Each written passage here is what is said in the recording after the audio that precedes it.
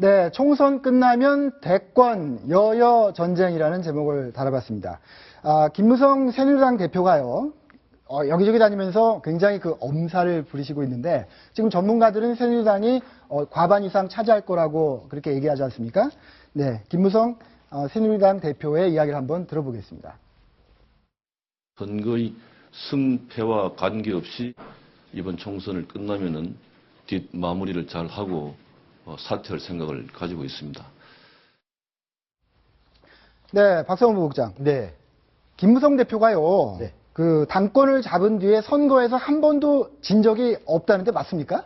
그건 일단 사실이죠. 그 7.14, 2014년 그 7.14 전당대회에서, 당권을 잡은 직후에 730 재보선에서 대승을 거뒀죠. 네. 그리고 작년도 그 4.29 재보선, 그리고 지난해 바로 그 12.8 재보선에서 역시 승리를 거뒀기 때문에 네. 그 부분은 팩트라고 볼 수 있겠습니다. 네, 그 원인, 그렇게 이긴 원인 중에 김무성 대표의 어떤 능력, 네. 자질, 네. 이런 게 좀 플러스가 된 건가요?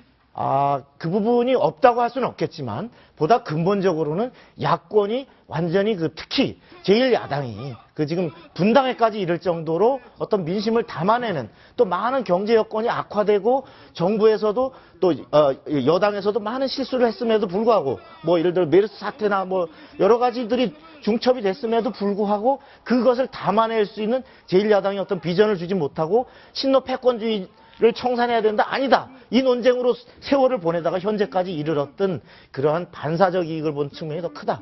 이렇게 봐야 될 것 같습니다. 네, 야권의 분열로 인한 반사이익을 봤군요. 노은지 기자, 그런데 말이죠. 지금 새누리당, 지금 한 몸이 돼서 선거운동을 하고 있는 것 같지만, 네. 공천 파동 때, 친박, 비박, 이래서 완전히 분열되어 있지 않습니까? 네. 새누리당이 과반 이상을 차지하더라도 그 균열을 봉합하는 그런 작업이 쉽지 않을 텐데 어떻게 보십니까? 네, 그렇습니다. 일단 그리고 또 김무성 대표가 승패에 상관없이 본인이 선거를 치르고 나면은 당대표를 그만두겠다라고 얘기를 했습니다. 그렇게 되면은 7월까지 임기였는데 5, 6월 달 사이에 조기 전당대회가 치러지게 되거든요. 그럼 거기서 이제 친박과 비박이 정말 정면 충돌할 가능성이 농후합니다. 그렇기 때문에 김무성 대표도 그렇고 친박계도 그렇고 지금 이제 자기 각자 물밑에서 작업을 시작을 했을 텐데요. 앞으로 그게 어떻게 봉합이 되느냐, 또 어떻게 또 불거지느냐, 그런 것들을 저희가 좀 지켜봐야 될 것 같습니다. 네, 그런 그 친박계하고의 갈등 때문인지 김무성 대표가 이번 그 선거 유세차 대구에 별로 안 갔다면서요? 구정훈 차장님. 네, 저도 대구에 갔다는 얘기를 들어본 적이 없고요. 또 실제로 대구에 가서 할 얘기가 많지 않을 것 같습니다. 네. 왜냐하면 거기는 지금 그 유승민 후보와 무소속 연대가 지금 상당히 거센 그 바람몰이를 하고 있지 않습니까? 네. 거기에 자칫하면은 그 바람을 더 크게 일으켜주는 역할을 할 수가 있기 때문에 오히려 이제 그 TK는 최경환 이게 친박 이 TK 그 선대 본부장이 이제 중심이 돼서 네. TK 선거는 지휘하고 본인은 TK를 제외한 이제 다른 수도권이나 PK 지역에 좀 집중을 하고 있는 모습을 좀 보이고 있습니다. 네. 그게 어떻게 보면 이제 다음 대선을 보더라도 어떻게 보면 자기와 우호적인 지역을 또는 후보를 더 많이 지원하려고 하는 뜻도 좀 담겨 있는 게 아닌가 싶습니다. 네. 네. 김무성 대표가 대권 향보를 위해서 당내 단합이 중요하겠죠. 그 핵심에는 박근혜 대통령이 있지 않습니까? 네. 여사원 변호사님. 네. 박 대통령하고의 관계는 어떻게 가져갈까요? 끝난 거 아닙니까? 옥새를 들고 나르샤 할 때 네. 이미 저는 끝났다고 보고요. 네. 그 김무성 대표도 그건 알고 있을 겁니다. 그리고 지금 그 친박 쪽에서 사실 이번 공천 문제도 친박 쪽에서 김무성계를 전혀 키우지 않겠다. 김무성이 힘을 실어주지 않겠다는 취지에서 출발한 공천 아니겠습니까? 그렇죠. 이미 김무성 대표도 본인 다 알고 있죠. 네. 친박들이 어떤 최경환 의원을 당대표로 하고 뭐 이런 식으로 시나리오를 다 짜고 있는데 네. 거기서 뭐 아이고 잘못했습니다. 승복한다고 해가지고 친박 쪽에서 김무성 대표 앞으로 대권 후보 하시오. 이럴 리는 절대로 없다는 겁니다. 그리고 박근혜 대통령 물론 아직 2년 정도 좀 덜 남았는데 그렇다 하더라도 박근혜 대통령이 사실 전반기 이번 총선 전까지 어떤 본인이 생각했던 경제개혁이라든가 이게 한 게 거의 뭐 야당인지 여당인지 발목이 잡혀 못했다는 걸 생각하고 계시기 때문에 네. 남은 임기 동안 어떤 박근혜 대통령의 어떤 경제 철학, 정치 철학을 실현하겠다고 할 때 만일에 김무성 대표가 다시 뭐 화해해가지고 대권 주자급으로 계속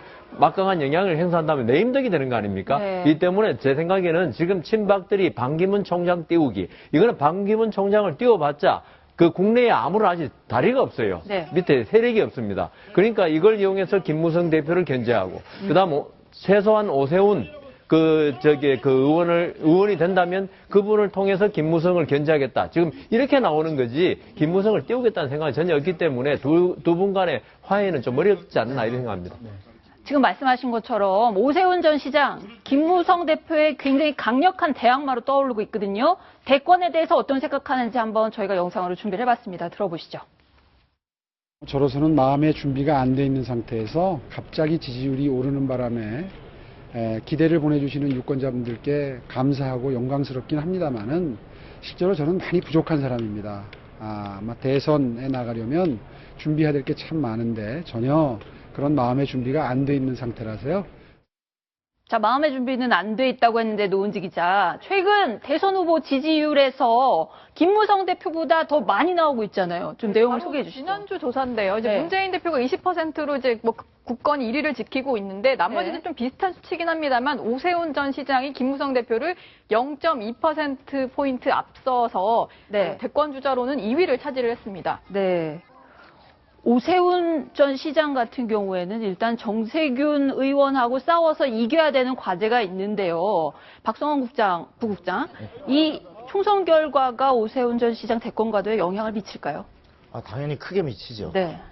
지금 그러나 이제 이번 만일에 총선에서 오세훈 현재는 후보입니다만 이제 의원이 되어 당선되어 당에 복귀를 한다면 네. 사실은 지금 현재 뭐 여권에서는 김무성 대표까지 제끼고 여권 주자 중에서 1위로 나오고 있는 여론조사가 속출하고 있는데 네. 아마 이런 추세가 이번 총선에서 김무성 대표가 어떤 성적을 거두냐에 따라서 네. 김무성 대표가 현재 보합세를 유지하거나 다소 위축된다면 특히 오세훈 의원의 어떤 지지율이 상당히 그 대선 주자로서의 지지율이 상승할 가능성이 높고 그렇지 않다 하더라도 어떤 유력한 기존의 그 김무성 이외에는 사실은 어떤 필적할 만한 주자가 없던 여권으로서는 네. 상당 부분 김무성 대표에게 흡수되지 못하는 의원들, 네. 특히 뭐 예를 들어 친박 이런 경우는 오세훈 대안론을 상당히 띄우고 나서면서 상당히 당내 각축전이 벌어질 가능성이 높습니다. 네, 구장욱 차장. 네. 오세훈 후보뿐만이 아니고요. 네. 전국 각지에서 지금 대권 잠룡들이 맞붙고 있죠. 그렇습니다. 그중에 대표적인 곳이 대구에서 지금 김부겸 더민주 후보와 김문수 새누리 후보가 싸우고 있지 않습니까? 그렇습니다. 두 사람 정말 지면 대선 가도록 못 가는 거고 네. 이기면 가는 거죠. 어떻게 보십니까? 그렇습니다. 이 대구 수성갑은 어떻게 보면 차기 이 대선 주자들이 맞붙은 지역이다라고 볼 수 있는데요. 그건 이제 여야가 공이 그렇습니다. 그 여당의 새누리당의 경우에는 김문수 후보가 만약에 당선이 되게 되면 TK 출신 지금 내년 그 대선 주자가 마땅치 않은 상황이거든요. 그래서 김문수 지사가 당선하게 되면 TK 출신으로 TK에서 경쟁력을 인정받은 그 새누리당 대선 후보로 발돋움할 수 있는 이 발판을 마련을 하게 되는 거고요. 네. 반대로 이 김문수 후보를 꺾고 김부겸 더민주 후보가 그 승리를 하게 되면 앞서 말씀드린 대로 TK에서 인정받은 야권 대선 주자.